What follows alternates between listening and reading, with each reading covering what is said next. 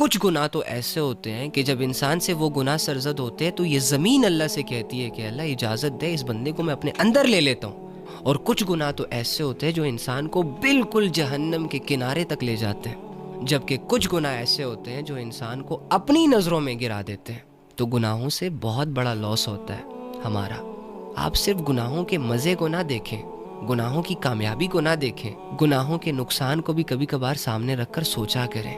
Any جب بھی آپ اپنے حق میں ایسا کوئی ظلم کریں تو اس کے بعد اللہ کے پاس جایا کریں، اللہ کو منایا کریں. زمین کے جس ٹکڑے پر آپ سے گناہ ہو اسی ٹکڑے پر توبہ بھی کیا کریں. جس جگہ آپ سے گناہ ہو اسی جگہ اللہ سے توبہ کریں.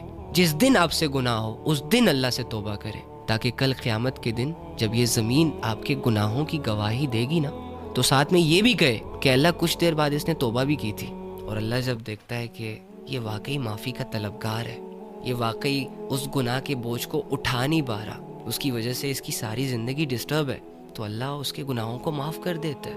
اور گناہ سے توبہ کرنے والا ایسا ہے جیسے اس نے کبھی وہ گناہ کیا ہی نہ ہو. ہماری غلطی یہ ہے، ہمارا سٹریس یہ ہے کہ ہم گناہ تو کرتے ہیں، جو کہ بری بات ہے، نہیں کرنی چاہیے، کیونکہ اس کی مثال اپنے پیروں پر خود کلہاڑی مارنے کے برابر ہے.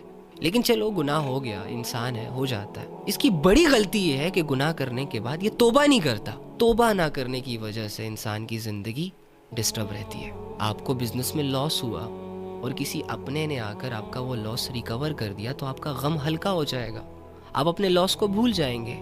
لیکن اگر وہ لاس کسی نے ریکور نہ کیا تو وہ غم مہینوں تک آپ کے ذہن میں گھومتا پھرتا رہے گا، اور اس غم کی وجہ سے آپ کی زندگی ڈسٹرب ہو جائے گی. کھانا کھاتے ہوئے بھی یاد آئے گا، نہ کسی سے پراپر طریقے سے بات کرو گے، نہ کچھ، سارا دن بس سوچتے رہو گے. یقین مانیں گناہوں کو اور بے حیائیوں کو کرنے کے بعد آپ اپنے ایمان کا بہت بڑا لاس کرتے ہیں. تو میرے بھائیوں اور میری بہنوں، اپنی جانوں پر تھوڑا سا رحم کر لو. نفس کے تقاضوں کو پورا کرنے میں اتنے مدہوش اور اتنا پاگل ہونے کی ضرورت نہیں ہے کہ آگے پیچھے کا نہ سوچو، بس جو دل میں آئے وہ کرتے پھرو. حلال حرام کی تمیز ہی نہ ہو، جائز ناجائز کی پرواہ ہی نہ ہو، بس دنیا جو دکھائے اس کے پیچھے بھاگتے پھرتے رہو. نہ نہ نہ نہ، اپنی زندگیوں کو اسلام سے جوڑو.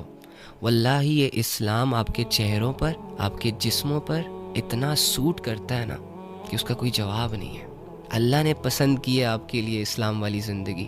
مجھے بتائیں، اللہ کی چوائس میں کسی طرح کی کوئی کمی ہو سکتی ہے؟ جو فاتر ہے، حکمتوں کا مالک ہے، قدرتوں کا مالک ہے، جس نے پوری دنیا کو شعور دیا. دنیا کے پاس بہت چھوٹا سا دماغ ہے. دنیا کے دماغوں نے جو فیصلے کر رکھے ہیں نا، ان کے پاس بہت تھوڑا سا ایکسپیرینس ہے.